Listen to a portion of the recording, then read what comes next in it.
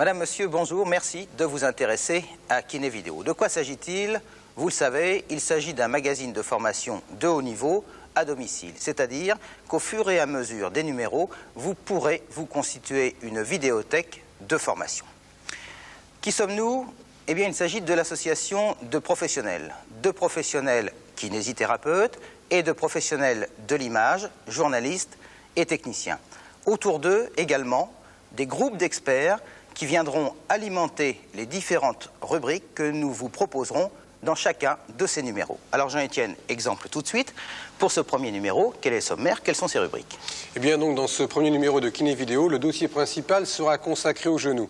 En effet, vous le savez tous, le genou est une articulation très sollicitée, souvent touchée et en tout cas passionnante à étudier. Alors pour mieux comprendre tous les mécanismes du genou, il faut d'abord bien connaître l'anatomie du genou. Aujourd'hui donc nous allons nous intéresser à l'anatomie osseuse et à l'anatomie ligamentaire du genou. Ensuite de quoi, nous irons sur les traces d'une sportive de haut niveau, d'une athlète sélectionnée pour les Jeux Olympiques de Séoul, et nous verrons quel rôle les kinésithérapeutes peuvent jouer dans la préparation des sportifs de haut niveau. Enfin, côté travaux pratiques, nous vous proposerons également une démonstration d'une contention strapping de la cheville. Voilà donc résumé les grands dossiers que nous avons traités aujourd'hui dans Kiné Vidéo. Très bien. Alors, assez de bavardage. Tout de suite, le premier sujet, l'anatomie du genou, spécialement les pièces osseuses du genou.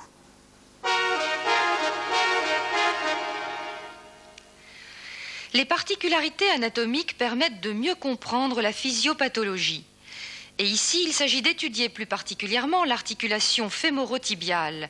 Elle unit l'extrémité inférieure du fémur à l'extrémité supérieure du tibia. Ici, on distingue très nettement la trochlée. Vu en enfilade, le versant externe apparaît plus large et plus saillant. Il empêche la rotule de se luxer en dehors, tandis que le versant interne est plus court. Les deux condyles, avec des axes divergents, sont séparés par l'échancrure intercondylienne qui permet de laisser la place nécessaire aux ligaments croisés. Le condyle externe apparaît avec son axe dirigé d'avant en arrière, tandis que l'axe du condyle interne, lui, est segmenté, présentant un aspect à pan coupé. Cet aspect à pan coupé permet au condyle interne de pivoter sur la glaine interne du tibia, alors que le condyle externe se déplace d'avant en arrière sur la glaine externe.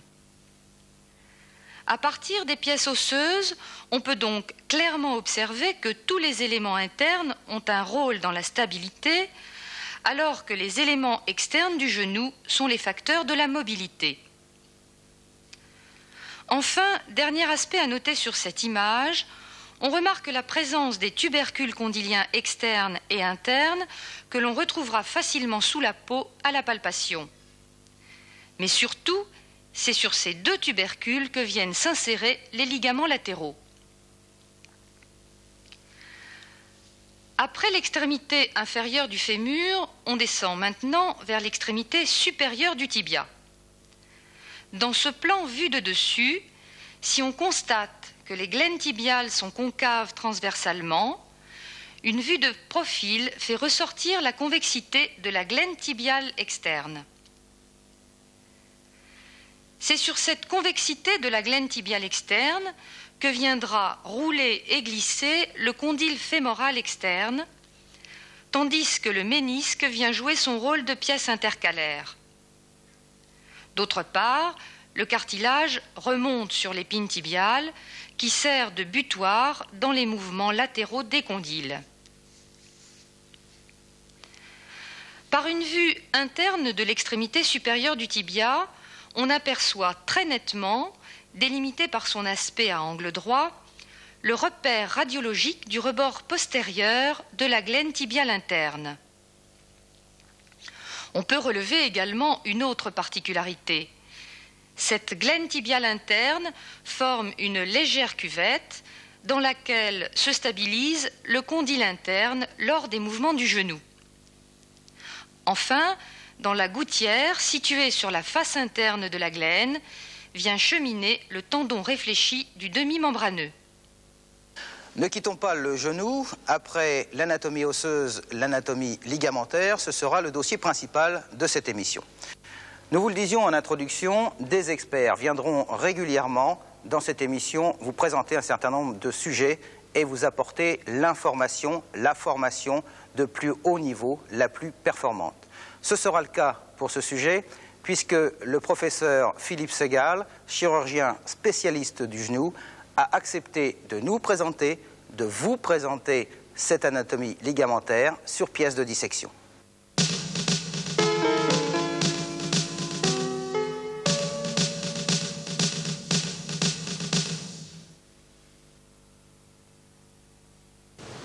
Pour mieux étudier le plan capsulo-ligamentaire, nous avons resséqué les masses musculaires, la longue portion du biceps en gardant simplement son insertion sur la tête du péroné. Nous avons resséqué le fascia lata en ne gardant que les insertions sur le tubercule de Gerdy. Le ligament latéral externe part du tubercule condylien externe, se dirige sur la tête du péroné. En avant du ligament latéral externe, on trouve les formations antéro-externes qui renforcent la capsule, englobent le ligament latéral externe et se dirigent vers l'insertion postérieure et supérieure du jumeau externe et de la coque condylienne externe.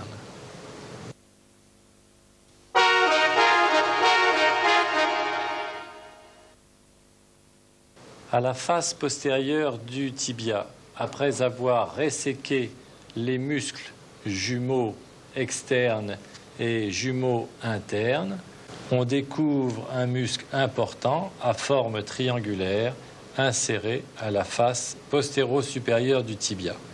Ces fibres se dirigent obliquement en haut et en dehors pour se terminer sur un tendon qui va s'engager sous le complexe arqué poplité, c'est-à-dire sous les expansions du ligament latéral externe. Alors, le tendon du poplité naît à la face postéro-externe du tibia. Il se dirige oblique en haut et en avant et va se réfléchir sous la poulie formée par le ligament poplité arqué. Ce ligament poplité arqué naît de la face supérieure du péroné et se dirige vers la coque condylienne externe et la fabella.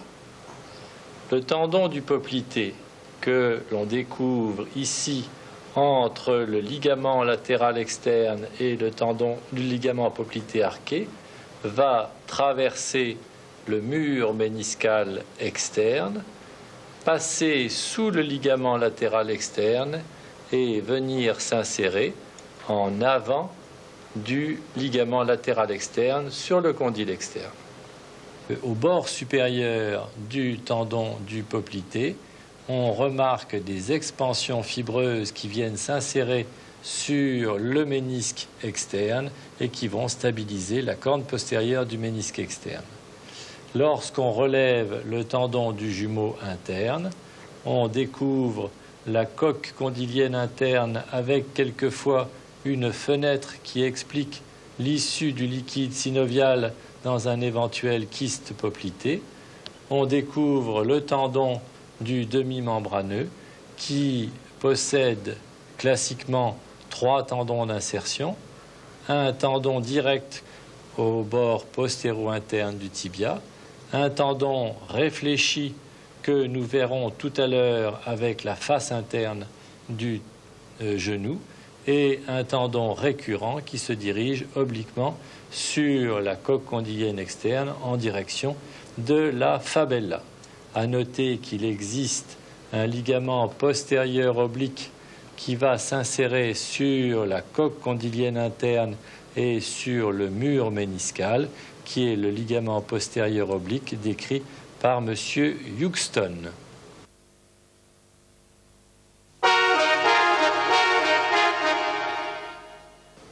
Pour mieux explorer la face interne, nous avons relevé les tendons de la patte doigt.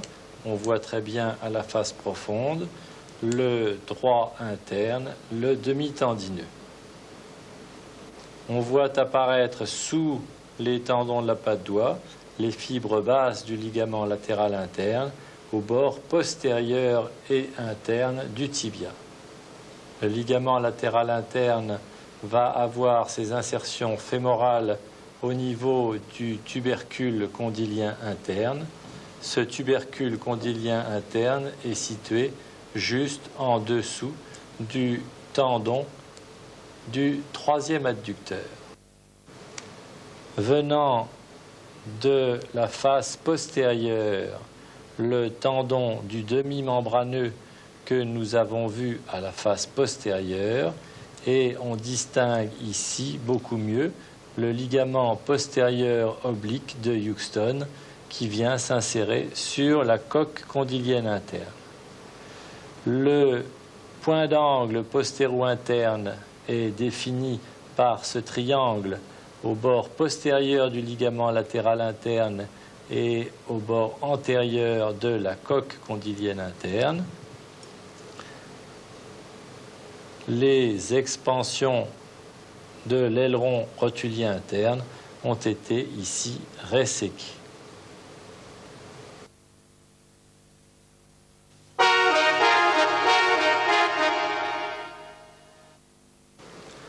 Sur le genou en flexion, on découvre dans l'échancrure intercondylienne le pivot central.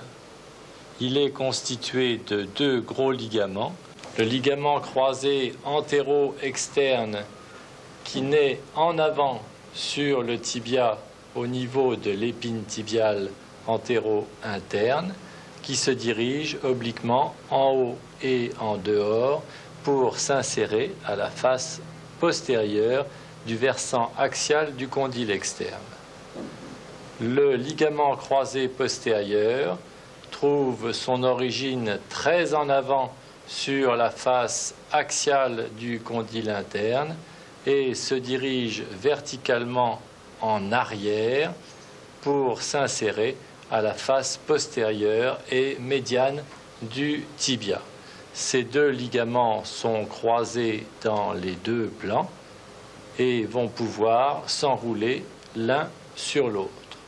On voit ici l'insertion de la corne antérieure du ménisque externe, dont les insertions sont très intriquées avec le ligament croisé antérieur.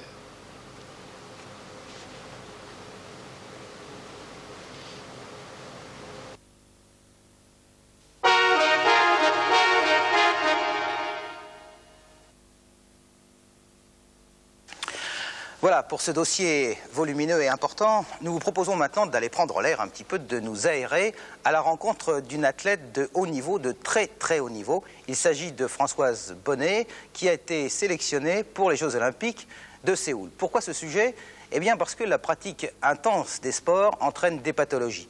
Vous recevez tous dans vos cabinets des sportifs, de différents niveaux d'ailleurs, et la différence peut-être entre les athlètes de très haut niveau et les sportifs que vous rencontrez, c'est pour les premiers une meilleure préparation et surtout un meilleur suivi. Alors nous allons voir un petit peu comment travaille cette athlète, Françoise Bonnet, mais au fait, qui est Françoise Bonnet ?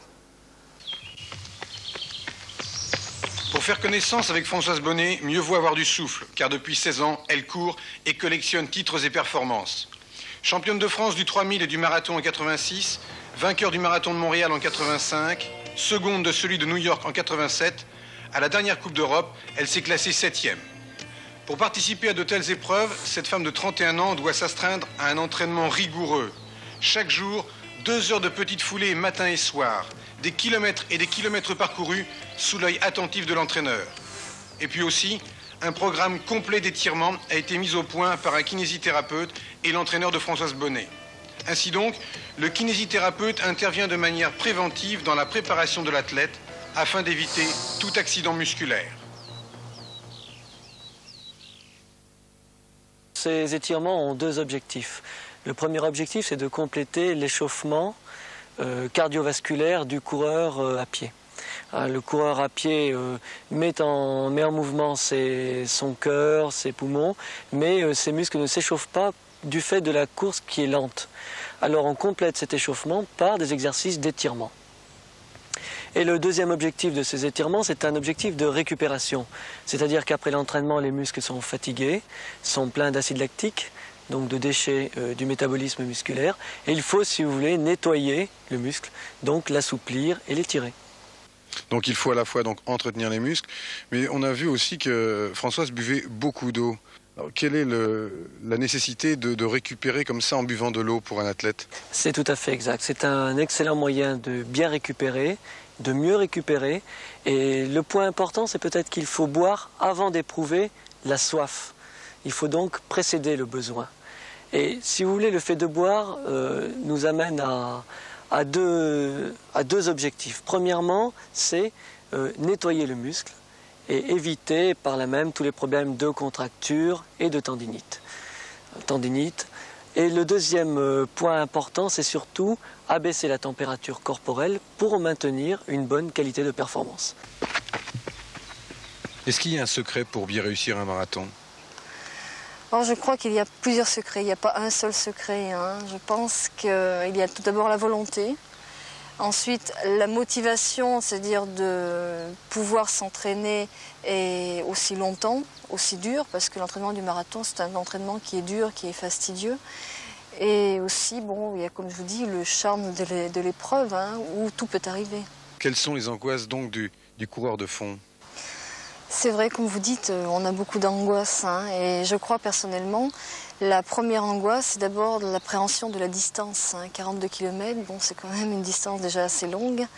Et on se demande toujours si on va arriver au bout. Ensuite, la deuxième angoisse, c'est un problème peut-être physiologique. Disons qu'on ne sait pas trop qu'est-ce qui peut nous arriver. On peut avoir un accident.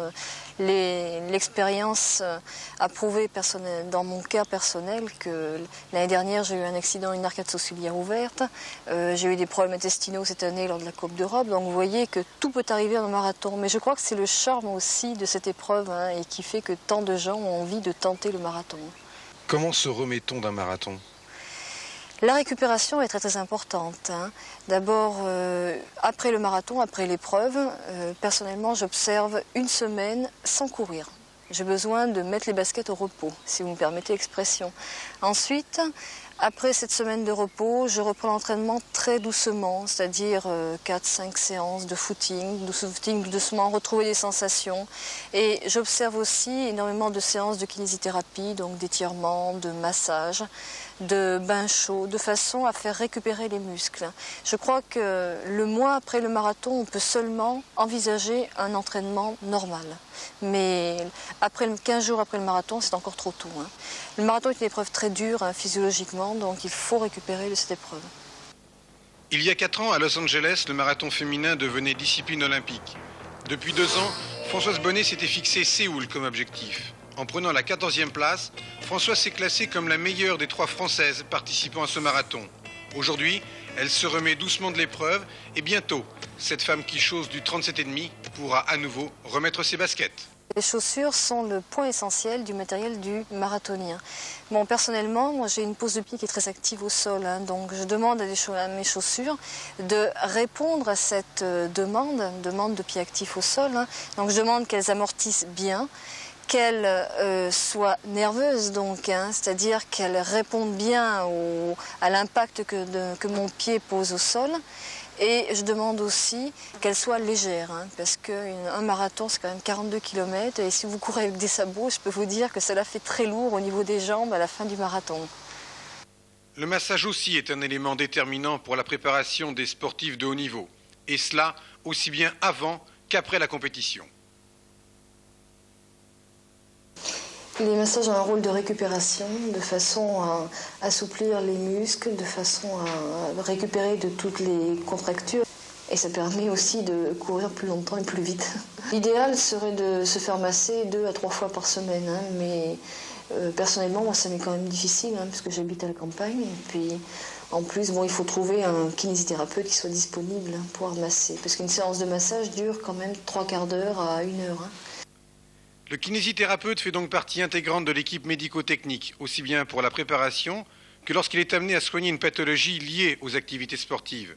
Cette présence régulière fait qu'il s'établit une véritable relation psychologique entre l'athlète et le kiné.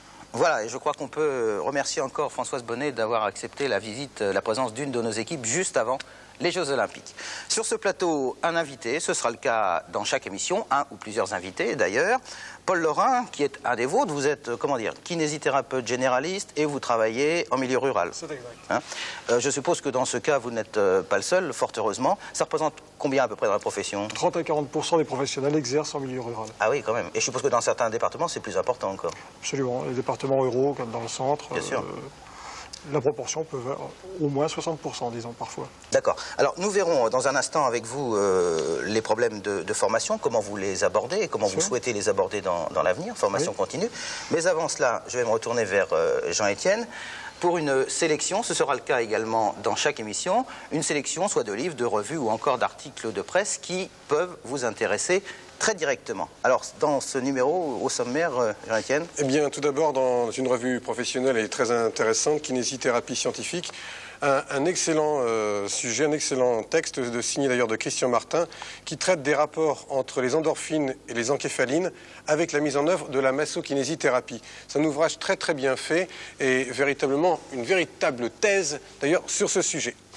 Un ouvrage scientifique également vient de paraître, il est signé du docteur Baudouin-Chironi et il s'intitule « Les pathologies de l'épaule ». Plus spécialement, il s'agit des diagnostics et des traitements par la méthode Cyriax. Alors la méthode Cyriax, bien sûr, tous les kinésithérapeutes la connaissent, mais l'avantage de ce livre-là, c'est que c'est une remise à jour de la méthode Cyriax, avec en plus dans cet ouvrage des textes courts et également de nombreux schémas et de nombreuses photographies qui viennent illustrer les propos du docteur Chironi. Je vous signale également la parution très récente d'un ouvrage signé Bernard Redondo, un ouvrage mixte, un ouvrage qui s'adresse aussi bien à vous, kinésithérapeutes, qu'à vos patients.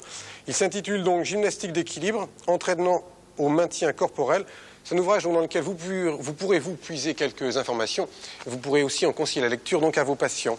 Et puis, je vous signale également que s'est tenue récemment, c'était à la fin du mois d'août, l'Assemblée générale du comité permanent de liaison des kinésithérapeutes d'Europe. C'est un sujet très important, car en effet, quel rôle devront jouer les kinésithérapeutes dans l'Europe de 1992?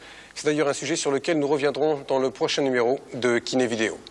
Absolument. Alors, Paul Laurin, nous n'allons pas complètement ouvrir ce débat, évidemment, mais 92, il faut bien l'évoquer, en matière de formation notamment, oui. Puisque je suppose que depuis des années, bien sûr, vous vous formez, vous et vos collègues, mais est-ce qu'à l'approche d'une ère dont on ne sait pas très bien ce qu'elle sera, d'ailleurs avec peut-être des concurrences nouvelles, vous sentez un besoin un petit peu différent de formation? Les kinésithérapeutes français ont besoin de parfaire leur niveau et de garder le niveau actuel qui est très bon. Mais face à une éventuelle concurrence étrangère, il nous faut regarder au-delà des frontières et pratiquer et apprendre les techniques qui sont enseignées et pratiquées dans ces pays. Alors je suppose que l'un de vos problèmes, c'est que vous êtes très occupés les uns et les autres et vous n'avez pas beaucoup de temps par jour à consacrer à cette formation. Heureusement, pas beaucoup de temps et nous devons faire appel à des produits qui nous permettent de pouvoir travailler le soir, en dehors des séminaires et des stages que nous pratiquons tout de même. Et vous le disiez à l'instant, bon, une ouverture en quelque sorte vers les autres pays, mais aussi peut-être une ouverture vers d'autres disciplines qui sont périphériques à la kiné. Voilà, c'est-à-dire que nous sommes par exemple très intéressés par les progrès, entre autres, de la chirurgie de la traumatologie, en chirurgie du sport.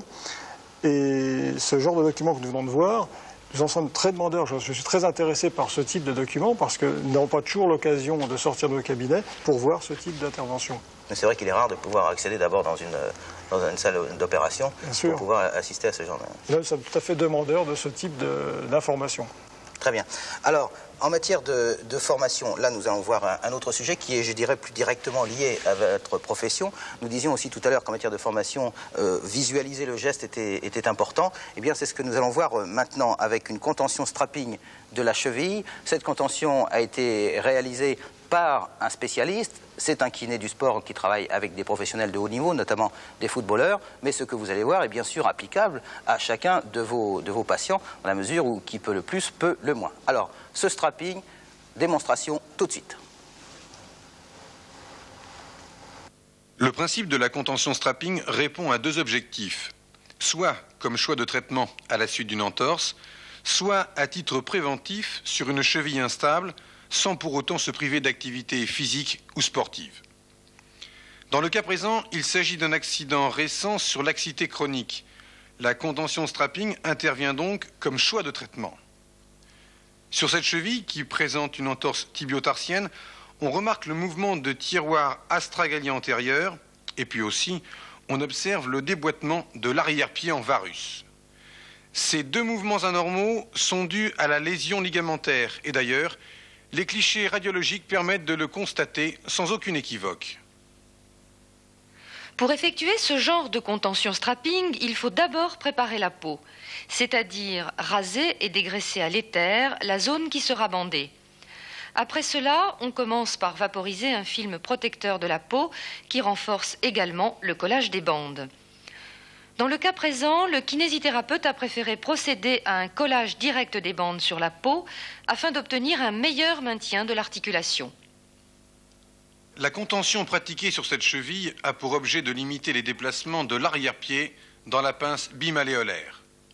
Au départ, on place le pied à angle droit et on commence par coller une bande élastique sur la face interne de la cheville. On démarre en prenant appui sous la malléole et sur le calcanéum. Et on effectue un 8 avec la bande tout autour de l'articulation. On termine ainsi sur la face externe, empêchant le pied de partir en varus. Il faut bien évidemment doser la tension dans le sens du valgus. Avec les bandes collantes non élastiques, il va falloir rendre impossible le déboîtement articulaire.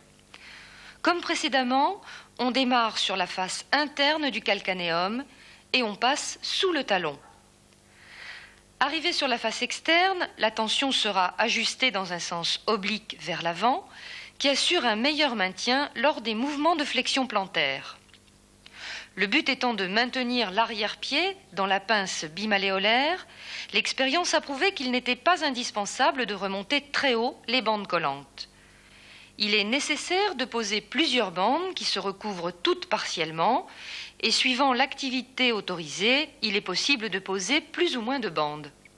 Il est nécessaire de maintenir cette articulation vers l'arrière et c'est dans ce but que l'on pose une bande en arrière de l'axe de flexion-extension de la tibio-tarsienne. Cette bande prend appui sur la partie basse du tendon d'Achille et empaume les faces latérales du calcanéum pour revenir se fixer au point de départ. D'autre part, le changement d'obliquité et l'utilisation d'une bande non élastique nécessitent un pli d'aisance. Enfin, cette dernière bande non élastique a pour rôle de limiter le tiroir astragalien antérieur. Le point de départ de cette bande est situé sur la face externe de l'arrière-pied, en évitant la base du 5e métatarse, dont la compression rendrait la marche douloureuse. La trajectoire de cette bande passe en avant de l'articulation tibio-tarsienne. Elle prend appui sur la malléole interne, puis sur le tendon d'Achille, pour revenir en avant de la malléole externe. Tout cela sans tendre la bande afin d'éviter de comprimer les gouttières rétromalléolaires. Bien sûr, on peut doubler cette bande lorsque c'est nécessaire. Sinon, il ne reste plus qu'à recouvrir complètement l'articulation en partant au-dessus des bandes non élastiques et en ne laissant aucune partie de la peau à l'air libre pour éviter la formation d'ampoules. Pour confirmer l'efficacité d'une telle méthode, de nouveaux clichés radiographiques pratiqués en position forcée permettent de constater qu'il n'y a pas de laxité de la cheville dès que celle-ci est sous contention strapping. Vous avez maintenant une idée un peu plus précise du contenu de cette émission et des émissions à venir. Pour être tout à fait complet, encore une information. Vous le savez peut-être, vous le connaissez peut-être, le service télématique Kinespace, qui lui aussi a été mis en place d'ailleurs par vos collègues, par vos confrères kinésithérapeutes. Pour les joindre, eh bien, tapez le 3616 KSP et sur ce Minitel, vous trouverez également toutes les informations concrètes, pratiques qui vous intéressent, les informations fournisseurs entre autres, et vous retrouverez Kiné Vidéo. Nous sommes maintenant tout à fait au terme de cette émission. Nous allons nous quitter pour cette fois, je l'espère, en vous rappelant le principe de Kiné Vidéo. Il s'agit de vous proposer, à partir de janvier 1989, un abonnement annuel de 4 cassettes, c'est-à-dire une cassette par trimestre, sur laquelle vous retrouverez toutes les rubriques d'aujourd'hui et bien d'autres encore. Et pour en retrouver d'autres, eh bien, nous comptons sur vous. Nous comptons sur l'interactivité qui pourra se mettre en place entre nous. Écrivez-nous, vous allez voir l'adresse s'inscrire. Faites-nous connaître les sujets que vous voulez voir traités, les informations qui vous intéressent, les dossiers que vous souhaitez que nous développions, ou pourquoi pas, invitez-nous si vous avez quelque chose d'intéressant à nous présenter. L'adresse, vous allez la revoir à la fin de cette émission. Nous espérons tous nous retrouver dès janvier. Si cette émission vous a plu, et nous le souhaitons, faites-le savoir également autour de vous. Et puis, bien sûr, nous attendons vos abonnements. Et nous l'espérons encore une fois, rendez-vous janvier 1989.